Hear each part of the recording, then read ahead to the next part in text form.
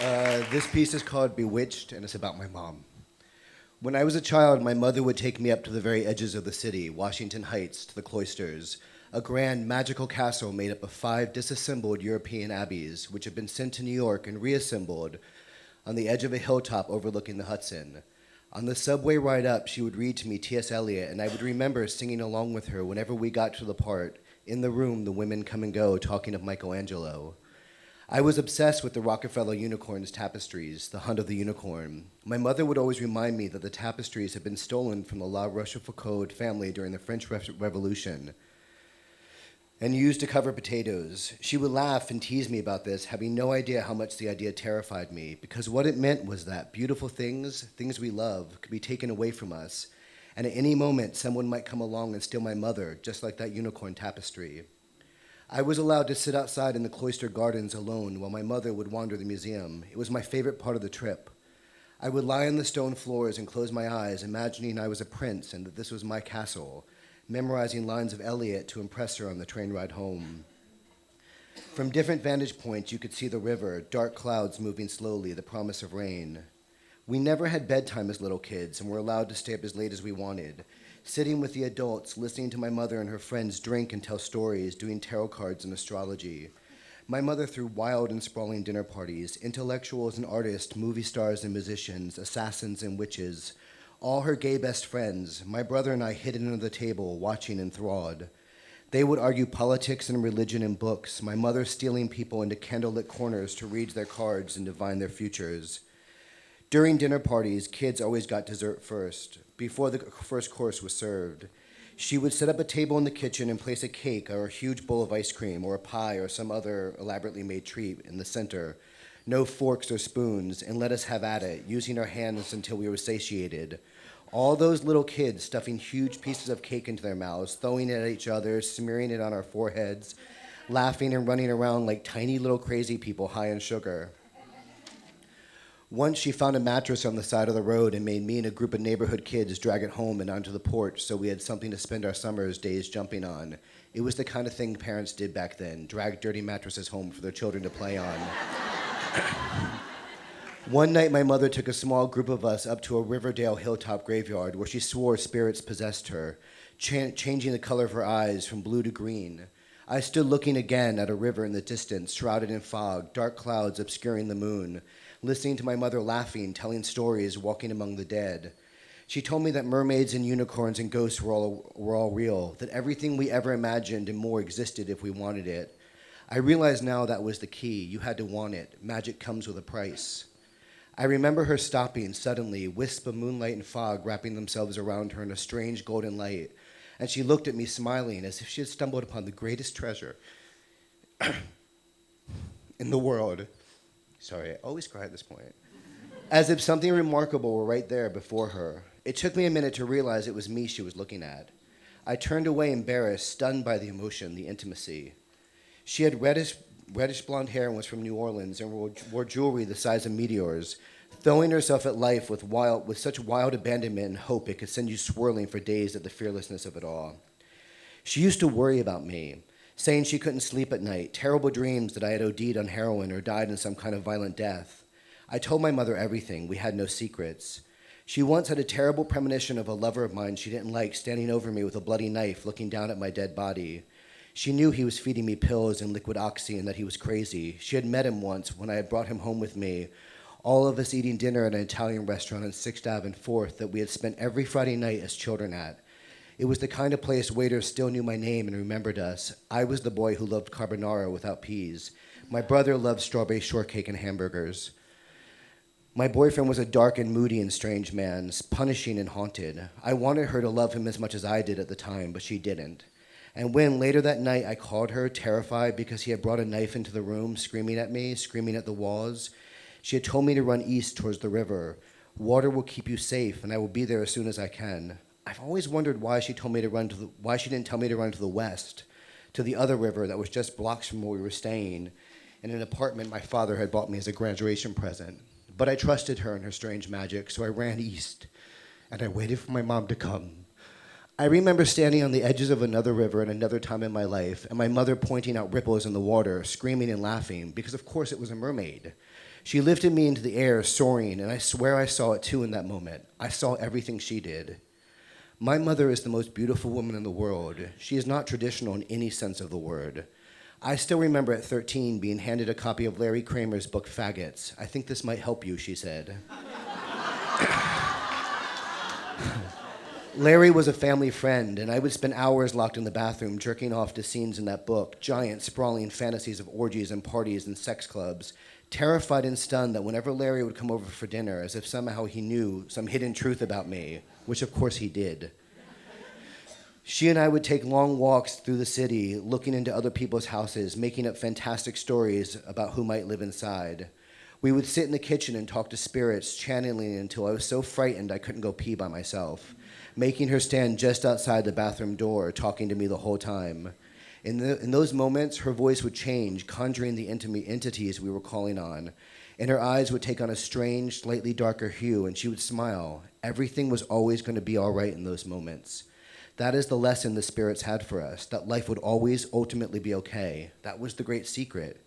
If we had been stronger, we might have taken comfort in that.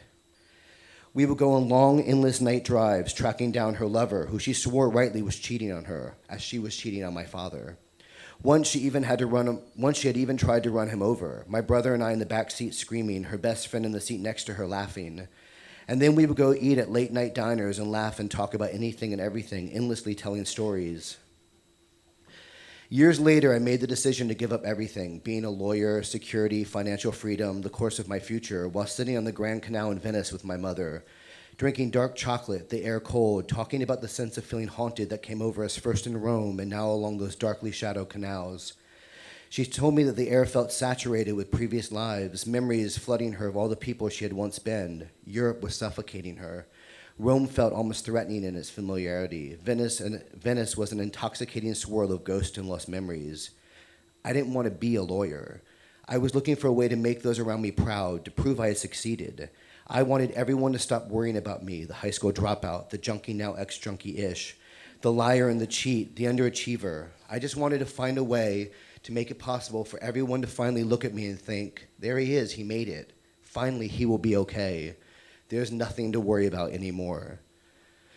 And yet, I didn't want what they wanted from me. I didn't want to be anything but the one thing I had dreamed of being my whole life, the one thing that was so far out of my reach it seemed impossible. I didn't want to be anything but a writer, a career that would most likely leave me poor, or at least as poor as someone from my family could be, never living up to all the endless expectations of those around me. Looking out over that ancient city, my mother haunted and trembling next to me, a choking fear swallowed me, gnawing at the edges of my mind. We would be getting on a train for Paris the following day, leaving Italy and all its haunted distractions behind. But first we would sit, the lingering taste of squidding pasta and dark chocolate burning in my belly, a world full of uncertainty and fear raging in my head, blinded. So much of my adult life was out of focus, dark, and yet I kept looking for that ray of light, that hidden secret, that promised outcome, that moment when suddenly the world would be flooded with meaning and wonder and magic. We walked slowly down a maze of city streets toward the Plaza San Marcos, my mother stopping periodically to run her hands along stone walls, or to stare up at a broken angel hanging precariously over a doorway, communicating with the elements, breathing heavily into a fractured moonlight that filled the empty spaces. I feel so alone here, she said.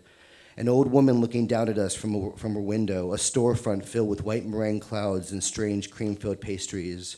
I think I drowned here in all this wet water, she whispered, her voice soft, the smell of the canal stagnating, the air drenched in seawater. I can feel it in my lungs. I can see it when I close my eyes. I am a little girl running barefoot across large empty rooms, throwing herself against darkly painted walls, moonlight bursting through heavy clouds, and I am sinking, falling forever into that deepness. She told me that she had been murdered, standing there in some small lost plaza with looming windows and arched doorways, splinters of moonlight and fog dancing against strange rhythms. She had been murdered by her father or maybe a brother, some male relation, and that she remembered clearly the sense of betrayal and fear. We were staying at a small pension just behind the Plaza San Marcos, slightly removed from the rest of the tourists, each of our rooms overlooking a winding, lazy canal. I sat alone in my window looking down at the arched bridges, the swaying of the water rocking the boats tied to black posts. Dim light reflected in the late-night mist that had settled over the city. I was lost. At 38, I had no sense of direction anymore, no sense of who I wanted to be. The next evening, we boarded the train for Paris. We each had our own first-class compartments with an armchair facing large windows and a bed and a private bathroom. I sat in my room reading Henry Miller as we sped north to Paris. Outside, the night was frozen and empty, the only sign of humanity, the desolate stations we broke through, never stopping, racing cavernously through the night. We had rooms in a small but elegant hotel in the Marais. My mother and I sat in her balcony, looking toward the Seine, the spires of Notre Dame in the distance, the hills of the left bank in the Latin Quarter, the air thick with the sounds of the city. I feel safe in Paris, she said. She wore a lime green turban-like scarf around her head. Her fingers wrapped in jewels that sparkled in the lights of the Marais. On the streets below us, a whole world moved, chaotic and loud and full of mystery. There were too many demons in Rome, and Venice was full of death and fear. But Paris, everyone is gay in Paris and beautiful. I laughed. It's just the Marais, Mom. Everyone is gay in the Marais. She grabbed my hand. Hers was cold. We didn't touch a lot. I don't remember us hugging more than a few times my entire life. I don't think you should be a lawyer, she said. Below us, two men were kissing. A woman was yelling in Arabic at a cab driver. Someone was laughing. Kids were riding by on bikes, their shrill bells echoing through the streets. Even if it means you fail, I'd rather you fail at trying to do what makes you happy than see you succeed at something you don't want. The following year, we met in Amsterdam. We had houseboats on the Herengracht Canal. My mother and I sat in the rain. I'd given up being a lawyer and given up 11 years of sobriety, and I was slightly drunk and stoned, and she looked at me, her hair wet, the air cold, rain turning to snow. You have no idea what you're doing, do you? She reached out, pulling the hood of my jacket up over my head. A boat full of drunk musicians floated past, men singing to each other in Dutch, playing guitars, passing a bottle of amber liquid back and forth. I know exactly what the fuck I am doing, Mom. No, you don't, but you will. She smiled. It was sad, and I knew I was disappointing her, even though she would never say that. She was right, of course. It was a prediction whose truth we would both come to regret. We ended up in Paris again, but I ignored her the rest of the trip, hiding from her, refusing to go with her to the Picasso house where she liked to lie on the wood floors and listen to the sounds of all the dead who talked endlessly to her, or to walk up the hill with her to the spot where she liked to sit, watching the Seine in the distance, or to eat fondue in the small basement restaurant on the Rue du Temple she loved. I was mad at her. I had no idea that was going to be the last time we would spend together in Europe. The next year, she was diagnosed with cancer. Then I found out I was HIV positive. Both events changing the course of our lives forever, altering us in ways I still find impossible to define. The truth is, when I found out my mother had cancer, it was breathtaking. So startling in its scope, I still can't seem to fathom its meaning. Her lying in the hospital bed, frightened and betrayed. Trying to be brave, blue eyes a little stunned, repeating over and over, this just isn't what I thought would happen. And I wonder if anything will ever be able to break my heart in just that way again. Life has a way of moving forward relentlessly, like those varying rivers I spent my childhood on. I was forever waiting for the right moment, the right time. I was always waiting for the stars to align, for Mercury to relieve retrograde, before I decided what I should be doing. Now I know what my mother was trying to say to me. She was saying, nothing matters and everything matters. Both things are equally true, and it is better to fail at something you love than to succeed at something you hate.